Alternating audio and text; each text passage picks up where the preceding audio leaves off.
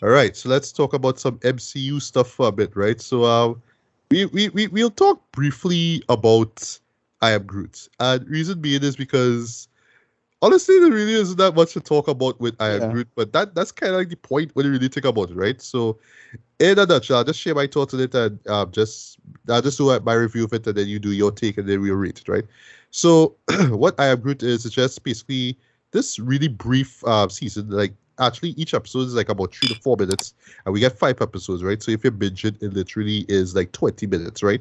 And it's just these misadventures of Groot, right? Who, yes, surprise, surprise, is voiced by Vin Diesel, right? Imagine that, right? He get to voice the show. Like, what I mean, like, you would think with a show like this, which really doesn't have anything to do with anything major with the MCU, that they could have gotten anybody to play Groot, right? It's like, nah, Vin Diesel is Groot. Vin Diesel Like, sign a I did contract, bag. he get Yeah, you got paid. what? That's an Yeah, easy bag. easy Mhm. bag. I gotta do these 5 episodes. I just get to say I am Groot. I just do reactions, verbal reactions, right? That's it. Easy money. Could I do that all in a day, right? I would be surprised if you do all this in a day, all this voice acting in a day, right? And yeah, it's just all these misadventures involving Groot, right? And well, baby Groot to be precise, right? Now, I would say that I'm versed in all things Guardians of the Galaxy, right? I talk about the movies themselves, right? But what I've noticed is that, or at least what I assume is that these bits pretty much took place between between two and Avengers Infinity War, right? Because he's still a Right. baby here, right? Because I noticed certain bits, certain locales, like for example, like so case in point, there's one involving him, on this planet, and I assume that's like the same planet that Kurt Russell's character is. Like I was just looking at the Probably. background for a bit, Well, like ego, the assuming ego planet. ego. Like I look at it, like, wait, is that ego? I'm not too sure Right. because I don't think it's just Star Lord and his team just go on random planets because just so Well, I that's assuming the that thing. it's all related to moments and incidents from the first two Guardians films. Right. I could be But wrong. Yeah. I don't know. Maybe because the jump between Infinity War 2 and Infinity War is a long time, right? It's like much more years. Whilst 1 and 2 was just like a few months or at most, or a few weeks, I think. I Yes, however. But yeah, I think so. it's Yeah. Again, I can't remember. Yeah. but the thing is, it had to be between 1 and 2 because he walking. Maybe he learned to walk Right. in one of these now, so he maybe he's walking Yes. too. So I don't know. Yeah. You're But, right. You're right. Yeah. yeah, And yeah, go ahead. I'll just review quickly, right? And yeah, that's it. That's pretty Yeah. much it. It's helmed by James Gunn, even though he doesn't direct the episodes. Ever so often he'll drop a little voice acting line or two. Like case in point, he was the guy talking in the smartwatch, for example. And yeah, it's just what it is in a nutshell, right? And forgive me for comparing it to this, but sorry, this is like the perfect example to compare this to. It's like the Minions, right? Now, Right. I am not a fan of the Minions at all, right? I still haven't even seen that new film, right? I know that there are people who love the Minions, who laugh at every single thing that the Minions do, right? Everything that grew and all this, all the Minions do. Everything is just comedy gold to people, right? I don't really seek out Minions shows. I don't really see the appeal of them. Yeah. Well, actually, I do, right? But I don't seek out the shows personally. That's just me, right? But that's not to say that I can, if I feel like it, or if I have, I don't know, like some, like I don't know, like let me just say, my cousin will ever show up and they want to watch Minions, I can't watch So it with them that's and the laugh, only right? reason. It's like that, right? No, that's the only reason I just watch them things. Only my younger cousin and family just watch that stuff, and I was like, okay, all right, that joke was kind of funny. Or it's like, oh, that voice actor, he from blah blah blah. Or like, Yeah. oh, that's Trey Parker from South Park or whatever it is. Like, Yeah, it's that's yeah, that's exactly how I see I Am Groot, right? It's like, all right, your younger relative who loves seeing Baby Groot and laughs at everything that Baby Groot says and does. Yeah, says, right? Um, if they love that, you sit down with them and you watch, right? That's really what this show is. It's harmless. It's fun. I will say, like, like if again, if you just love hijinks, if you just love to see cute animated creatures, just get into hijinks, you'll be cracking up at this. I was just watching this like, yeah, fine, fine. That wasn't rolling on the floor laughing, but it's fine, it's harmless, you know what I mean? But I can't help but kind of see this as the MCU kind of trying to do their own minions in a sense, but they couldn't right. pick a much better character than Groot. couldn't pick a much better character, right? That being said, though, I think where the show really shines, though, is the animation. By this animation, Look great, yeah. it looks stellar, though. You know I that remember Piper, we like Piper, mentioned yeah. yeah, it reminds me of Piper, especially with that depth of field, Yeah. especially how they focus a lot of depth on depth of field, right? Um, a little minor gripe though. I was not of 100% on board with the Rocket Raccoon design. Okay, props for bringing Bradley Cooper onto this, right? That's for the final episode. But I felt like compared to like how he looked in the movies themselves, the live action movies, here Well, yeah, it's TV. Well, it's two things. You had to talk about. it looked kind of budgety, Yeah, that's what it's two things. You had to talk about two things. One, it's well, we'll get to this with She-Hulk, but yeah, we had to kind of talk about this kind of systemic problem involving CGI people and who gain what money and why and who gain overworked. yeah. So it's a little bit of that, but I didn't really notice it too much for this. Yeah, well, I noticed it more with the voice. Sorry, the mouth, Right, when right. every time Rocket talked, it just didn't look the way how it normally looks, so to speak, with the other films, right? Yeah, The stories themselves are just simple, they're basic to the point, but the where they framed and all that kind of stuff, where they said, that's why I keep asking myself if they're related to certain incidents in the previous films and whatnot. Maybe yeah. all this kind of happened during moments or something. I don't know, right? Vin does his thing. Like I say, he probably record all this stuff in that day, easy money for him. But yeah, he is Groot true and true, and he does his thing, right? I can't complain about it, right? But yeah, at the end of the day, it's admittedly disposable, but it's a nice little experiment in terms of, hey, it's MCU for kids, right? But I would like to see more episodes of this in the near future. I'm glad they actually stuck with 5, kept it short, simple. It's just like a 20-minute binge. It just took me 20 minutes to just run through this. It's not a show personally that I will seek out in the future though. But if they drop a next season, I'll be like, all right, well, cool. If they just stick to that same formula, it's just misadventures. It's not related to any real story or anything like that. It's just Groot being Groot and being silly and cute and smart at times, right? Then yeah, it works in that respect, right? But I would say this will cater more not just to kids, but more to people who love like minions or again, animated characters who just do crazy hijinks, and just love to laugh at that. That's the crowd it's for. To everybody else, this will be like a kind of a curiosity. It's like, all right, maybe I'll check it out and see what it is. And then when you see it's like, all right, well, okay, that's it. Moving on. Let me see when the next episode of She-Hulk coming out, right? So it's like that, right? So rating wise, for what it is, like 3, man. Like 3 out of 5. It's alright for what it is. It's harmless. It's cute. It kind of does what it's supposed to do. It doesn't really do anything else, unfortunately. But it's a nice little experiment in terms of, hey, let me do some MCU stuff for kids, right? And I do actually see this as it's clearly a precursor for the Galaxy Christmas special, which I don't even know if we're getting this year or not, but I feel that's what it is. But for what it is, it's fine. If you're a Groot fan, you'll enjoy it. Everybody else will just kind of watch it, like, all right, that's all right, okay. But yeah, Ricardo, your review and reason. I was just annoyed. That this was a bunch of separate things, in the thing, because like why it couldn't just be one file or one thing in Disney Plus, so I could just watch it as one set of shorts. It had to stop and start, and it was confusing as hell because it wasn't a series, so you had to like look for each of them in this separately. That is a small thing. It was dumb. Right. Yeah, but in terms of the actual thing, it was kind of funny. It was alright. It was charming for what it was. A little too short for my liking. But it's fine. I think forget the director. She's a big animation person. Animation person. Oh, she is. Okay. I didn't know. Right. Yeah. So she kind of blew up now. So yeah, vibes. So she got a little thing too. So I can't be mad at any other. But that's about it. Nothing about it sticks with me in any workable sense. But it's fine. It's moving on. I couldn't get into it as it is, but yeah, it's actually pretty decent, all things considered. Yeah, well, what would you rate it, or do you want to rate it? Right, yeah, I don't know, 6 out of 10, whatever. It's not like particularly funny or memorable. It's like, oh, I get why it is. It feeling a little too make for work program file. I know it feeling a little bit. So it's about okay. It. Yeah. Right. So let's move to the series premiere of She-Hulk Attorney at Law, right? Sure. Ricardo, if you don't mind, I just want to do the synopsis to this, right? But yeah, we got the first episode a few days before.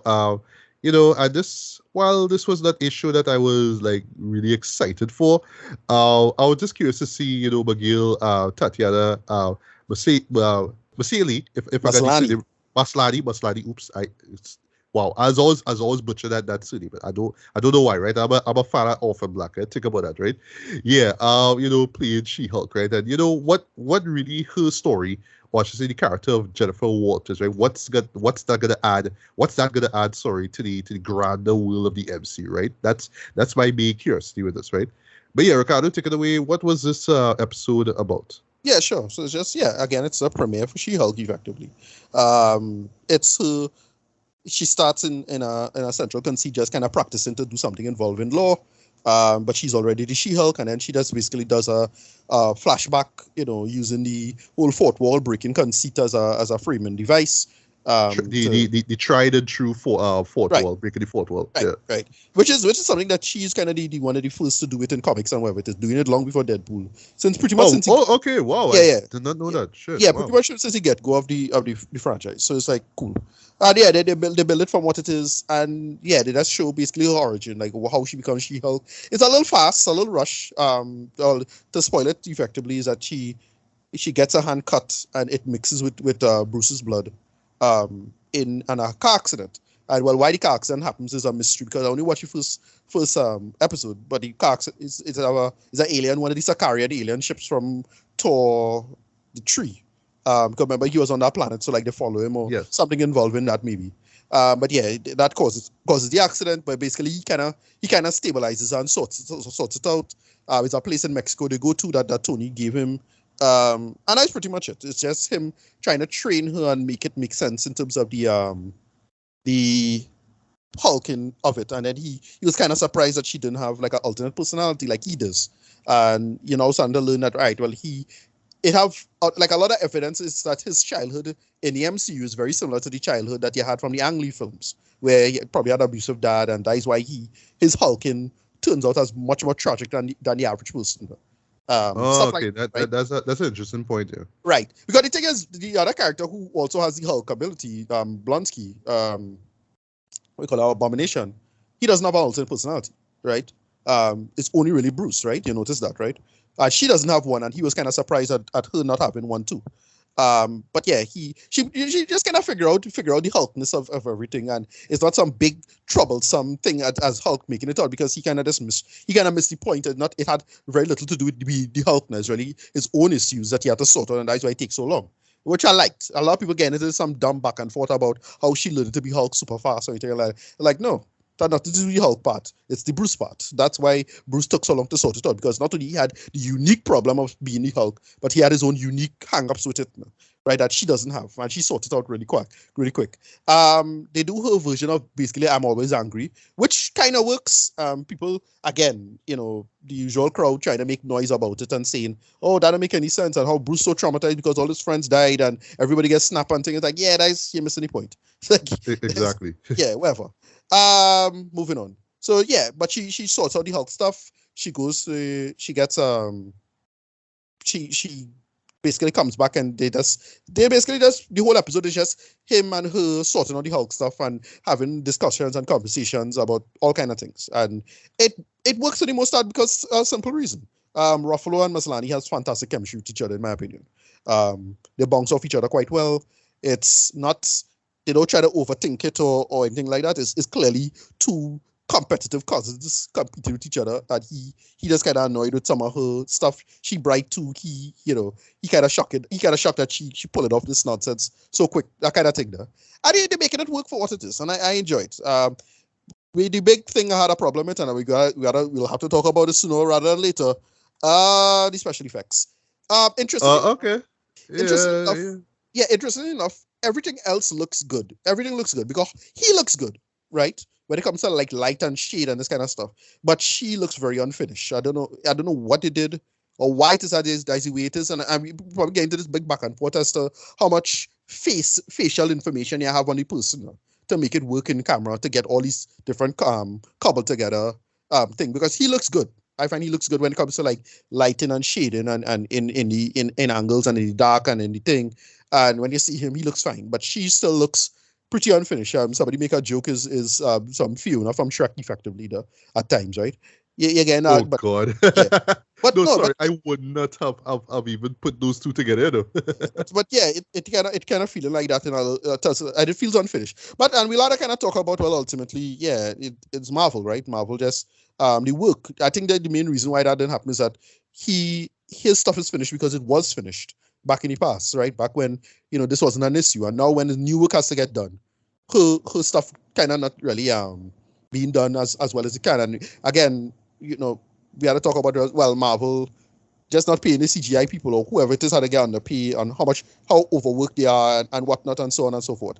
I ain't gonna get into all of that, but yeah, pretty much that's, I think, the main cause of all of this. And so every one of these projects gonna start to look like that. And because we're expecting movie quality on TV is a problem. But for TV it looks fine, This still looks miles ahead of the CW CG, in my opinion, right? Oh, Even the but of best, course, of exactly. course. Even the Yeah. best, even when the CW was at its best, it still looks way better than that. So for television, if you judge it by television standards, then it's fine. It's perfectly fine. But for movie standards, which is the standard that we kind of have for this, it's a problem. It doesn't break it for me or anything like that. I'm perfectly fine with that. As I said, in terms of the writing material, I wish. Well, it's our first episode, so I know where to judge from it. But I get the feeling that we're not gonna. They could go deep. They could probably go deep with this, and they probably won't. Like I to me, you have a really interesting opportunity because you have a courtroom drama, and I know it had to be a comedy, and I know we get in the Alec McBeal / Boston legal thing, but I really feel like they could probably make this interesting and deep in terms of, like, yeah, what would be the precedent for legal conceits in the world of the MCU, where all this insane bullshit went down, and the law have to come in and make sense of it and sort it out, right? And since it's not like black ops and black site stuff and people actually like asking for their rights and due process and whatnot, instead of just locking away people in some super prison somewhere. What are you gonna do with it, right? What's gonna be the case, and who's gonna fight for their rights? You could make some interesting ideas there. You could do a lot of interesting conceits there. Like, we get a little bit of that in stuff like Captain America: Civil War, right? Where you had a whole big jurisprudence argument about what should be done, and this could carry it even further. And I really hope that we get that. Like, if they give us a smart conceit with some of the trial stuff now. But yeah, first episode, it's fine. Perfectly fine in my opinion. I don't have any major issues with it. I just feel it was a little rushed at parts. That's all it felt like. It just felt like how she get her powers. I felt they could have spent a little time on that, but it's fine. Move it on. Yeah, I agree with you for the most part, right? So, if I do have a few gripes, though, I felt like this episode was particularly short. Right. Okay, clock said like what, 35 minutes, right? And from what I heard, right, I don't know how true it is, but what I've heard actually is that this actually was supposed to be the second to last episode. But because so they flat, had, right. yeah, but there was some rewrites and reshoots that took place, so Okay. they basically had to rework that in. But it kind of makes no sense when you think about it. Like, why would you leave that episode to be the moment where you show how Jennifer got her powers in the first place? That makes no sense, right? I don't. Um, I get the problem with stuff like this is that when you're making conceits, when you're making like difficult conceits about interesting ideas for storytelling and playing that up, that's gonna be hard to do. Like, because again, we have to keep talking about COVID, unfortunately, because I now learn that Marvel shoot all of this stuff in a block now. So now, like, all these projects going forward, like a lot of the projects still going to be affected by that. Like, I don't know what new shooting is happening at that point in terms of the TV series now. So guys, you still have to kind of think about these little things. Okay. Well, I guess I will whilst watching this series here, right? Also, I kind of did not feel, the inclusion of Titania near the end. That Jamila, that felt a yeah, lot. Yeah. that just felt so shoehorned. You know what it reminded me of? It reminded me of Okay, so perfect example, right? The end of Incredibles, the Underminer. Right. Here's this new random super villain. Aha, this is me, right? And now our heroes kind of suit up and go against him, and then cut to credits, right? That's how it felt like. Like, it's like after the fact. We once after we know about the heroes and they went through the ordeals and they beat the big baddie. Now they're back to normal, doing what they love and doing what they're supposed to do. Oh, and here's this bad guy, right? That's how it felt like. It's just so tacked on, right? But even at that moment, it was like it just kind of comes out of nowhere though, because this is the middle of Right. this trial, right?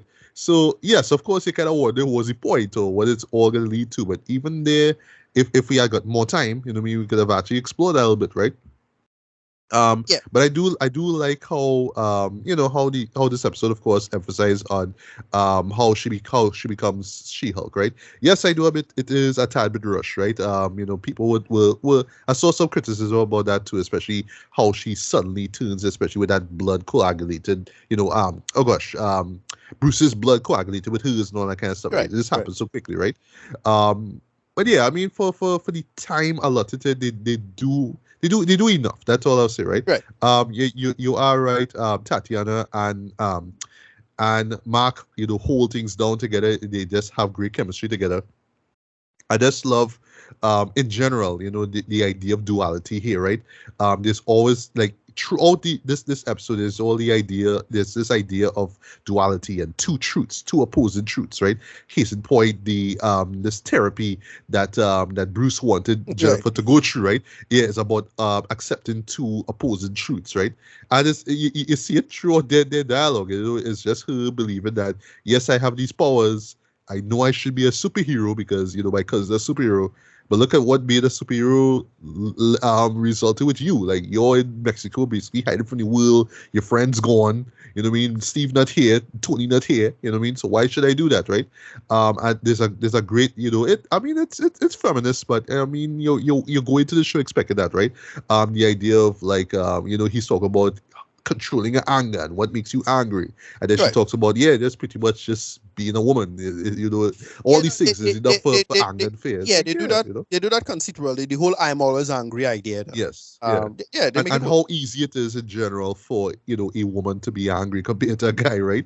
Right. Just how they explore that was great. And it leads to it could open to some great discussion. Well, discussion I don't want to be a part of, but you could kind of look at that. Yeah, she's right, or maybe she's not entirely right. It leads to some nice discussions about that, right? So it works, right?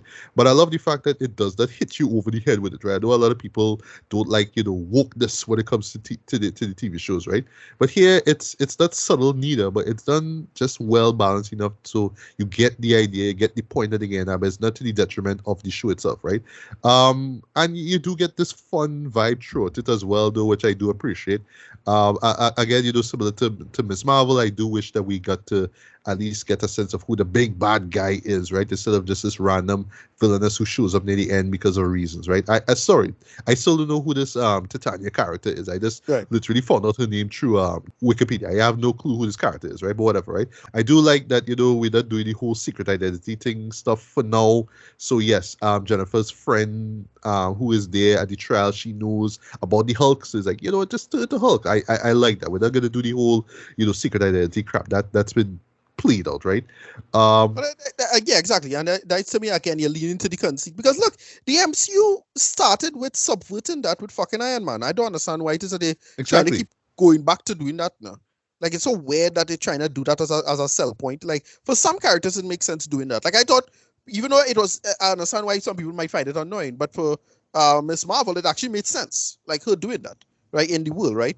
Yeah, But she's a kid, pretty much. Yeah. well, she's a kid, but also the whole being Muslim now, like what they Yes. was right, where they was going with that. Like I felt again, it could have fleshed that out a little more, but it was still like it made sense. But like for if you're an adult and you see like a public figure like this, like yeah, make it work. Again, I ain't see all the rest of the episodes. We'll see with the rest of the stuff. But for our first episode, they sort it out for what it is. Agreed. It does feel very chopped together. Like it doesn't flow as well as I feel it could. But I'm not sure where they're going with it, to be honest. So like we'll see. Yeah, we'll see. We'll see. Also to touch on the animation, right? Sorry, the visual effects. Oops. Yeah. You are right in terms of Banner's design looking significantly better than Jennifer's, right? Yeah. But the funny thing is, like when I watched it the first time, I was a little taken aback at times of the She-Hulk designer, because all right, like I don't want to come off as this like connoisseur of VFX. I know everything about it, right? But it's for me, what I just want is that I could look at the character, I could see Tatiana, right? I'm not seeing Right. a animated image that's meant to look like her, right? Now when I see Bruce Banner's Hulk now, I see Mark Ruffalo's face. Like, but when I watched it over again, I was looking close at Tatiana's face. I was seeing her face. I was seeing her features and all that kind of stuff. Yeah. But also, but on the flip side now, there are bits of the character itself at points, not all the time, to be fair, at points where it kind of takes you out. It takes you out of the illusion. Like I was looking at it here at some points, like, no, but that's a She-Hulk here. It's a good offer time. It does, but I understand that is the design of the character She-Hulk herself, right? There was a great moment where you saw, the transformation from, well, although the camera is literally behind the actress, right? Where you see the hair grow, basically, from how it was to the long hair. And then it grows back, but then it cut immediately back to Mark Ruffalo's face. I thought it was kind of interesting that we didn't see the reverse of that. That was kind of weird, right? It's in the scenes where they're in the daylight and they're doing all these fights and the training, all that kind of stuff. Right. That's where at points, not all the time, but at points it kind of looked like CG. It looks like what is called name of the Polar Express. Polar Express, yeah. Real Polar Express, yeah. There's one point, right? I don't want to spend the entirety of this review nitpicking, right? But there's one point in particular that almost took me out of the whole show. Right? This is where, that same, bad guy breaks into the courtroom, and they just kind of zero in on Jennifer turning into She-Hulk now, and she's like, "I am She-Hulk" or something like that, right? If you look closely, the eyes don't look like they don't. They kind of don't. They just kind of look off for some reason. Yeah, and I've seen this episode twice, but every time I see that shot, it's something off with the eyes, boy. It's just weird, It didn't finish. Sadly to say. Yeah, you're right. I think that's the reason. There's some shots that clearly look unfinished, right? But then there's others where it's like, I've seen it. It looks smooth. It looks seamless, right? But I don't think that this is something that we should be worried about for the next set of episodes. At least I hope so. Right. Maybe ever so often we might see a little thing where it's like, tweak that a little bit, but I don't think that the VFX will be a major issue with this series going forward. If it is, then there's something clearly wrong with the VFX team on board or whoever got assigned to work on this show. If we have to be picking this, VFX every single episode, then yes, something wrong here, right? But in terms of just setting up the themes of what this show is about and the character herself. She-Hulk. This series premiere totally works, man. We're not gonna rate this because this is the premiere episode, right? But this was fine. This was solid for what it was, man. It is shaping up to be a very promising, very entertaining series, man. I do hope that it maintains not just the style, but also the substance as well too. Because I know they're gonna touch on a lot of themes involving involving feminism and all that kind of stuff too, right? But I hope that they do that in a really, really clever way. Last before we move on, boy. I don't know if this is a thing or if people were speculating in this or if this is something that was part of some Reddit thread or whatever. But I really was not feeling the whole is Captain America a virgin thing. I wasn't feeling that. I don't know if this is like some kind of inside joke or something, but like, the one time before they saw the ship, that was fine, but they hit you with it like 2 more times in the post-credit scene. They hit you with it again. Like, what is some kind of joke that like what I not in the know about? Like, why is this such a big deal all of a sudden? It is a running joke in the MCU, kind of small thing. Like they mentioned how I remember in with the Soldier when she said this is the first time you kiss somebody. Right. Mm-hmm. With, like that, and then they had the other scene with Sharon, and that is basically what it is. I know. There's a lot of but it being a big deal here now, have me thinking like, okay, maybe they're just speculating. Maybe somebody do like some kind of video essay about it, and Marvel Studios see like, it'd be cool as if we have one of our characters address that same shit and answer that question. But it's like, the running joke is that she just obsessed about dumb bullshit like that. Like that's the whole thing.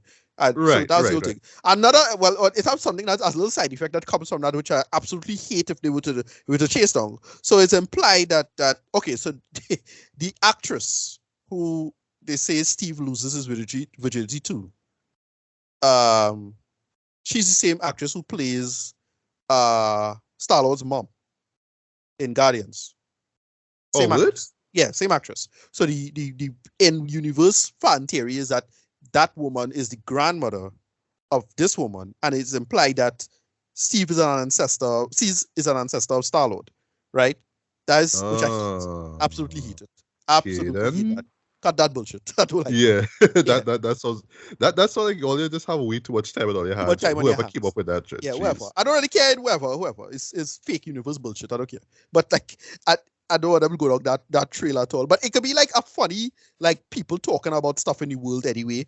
Be like much like how you just talk about celebrities or whatever it is. Like that's how I see the thing. Like I don't really have like you could if you find it funny, fine. If you don't, great. But to me, that's just a character beat. It's just a quick thing that Maslany's character, She-Hulk, Jennifer Walters, she's a weirdo. She's kind of a weirdo, and they make it work for what it is. Right, understood. But yeah, like we said, this series premiere, this show, is off to a promising start though. So I do hope that we get, a pretty, decent, if not great, series out of She-Hulk and to the law. But yeah, it's out right now. The premiere is out. So yeah, by all means, check it out, man. Yeah.